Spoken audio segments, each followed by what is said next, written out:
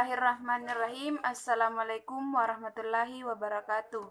Perkenalkan, nama saya Rizky Fatasya, NIM 2202020, Program Studi BPIA Semester 2. Raditu billahi rabbah wa bil islami dina wa bi Muhammadin nabiyya wa rasulah. Rabbi syarah li sadri wa yassir li amri wahlul 'uqdatam min lisani yafqahu qawli.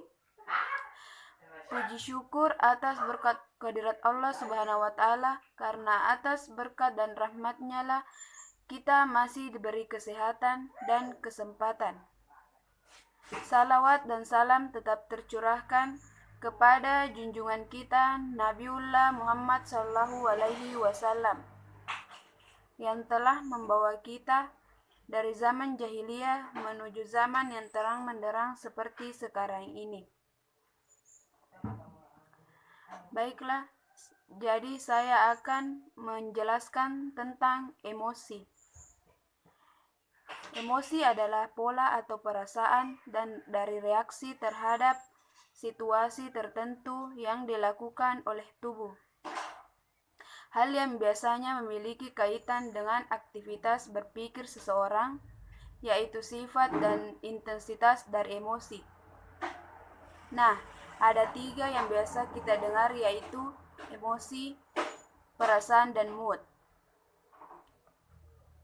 Tadi saya sudah jelaskan apa itu emosi, sedangkan perasaan yaitu mengarahkan kita melakukan sesuatu.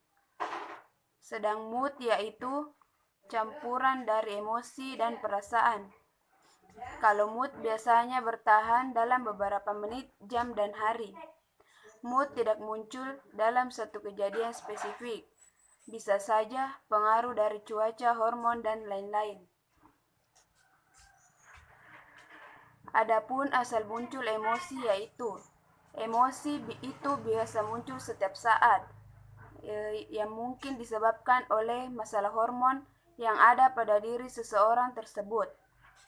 Mungkin bisa dari penyakit yang dapat mempengaruhi emosi. Di samping itu, mungkin bisa juga di bawaan sifat seseorang tersebut, atau dari rangsangan dari setiap hari yang berasal dari reaksi-reaksi kimia di otak. Adapun faktor-faktor yang dapat mempengaruhi emosi, seperti semakin bertambah usia individu, perubahan fisik dan kelenjar, pola asuh orang tua, dan lingkungan. Adapun fungsi emosi, yaitu yang pertama, memotivasi mengambil tindakan wajar. Jika seseorang merasa tegang saat menghadapi ujian atau wawancara kerja. Contoh sederhananya yaitu merasa bahagia dan puas, dan seperti orang tua memberi saran yang baik.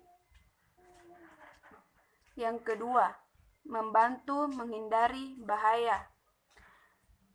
Sebagai contoh, saat marah, seseorang akan mencari sumber kemarahan, pun merasa takut. Individu berusaha keras menyingkirkan ancaman. Yang ketiga, memudahkan mengambil keputusan. Berkat emosi, contohnya mulai dari hal sederhana, seperti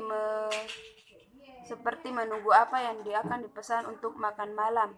Menurut penelitian, seseorang yang mengalami masalah pada bagian otak, pengelola perasaan akan menurun kemampuannya dalam mengambil keputusan terbaik, bahkan dalam situasi yang dianggap benar-benar hanya dikuasai oleh logika, perasaan rasional. Sebenarnya insting juga berperan, dan perlu ketahui bahwa emosi sangat berkaitan dengan aspek fisiologis manusia. Baiklah, itulah tadi penjelasan tentang emosi. Adapun kesimpulan emosi yaitu emosi merupakan respon dari dalam diri manusia yang muncul karena reaksi dari luar manusia itu sendiri. Emosi merupakan salah satu faktor penyebab terjadinya gangguan psikologis kejiwaan. Emosi juga sangat berperan penting dalam kehidupan. Emosi positif dapat membuat seseorang selalu merasakan kebahagiaan, sedangkan emosi negatif selalu dihindari oleh manusia. Itulah tadi yang sempat saya jelaskan tentang emosi. Sekian dan terima kasih. Wassalamualaikum warahmatullahi wabarakatuh.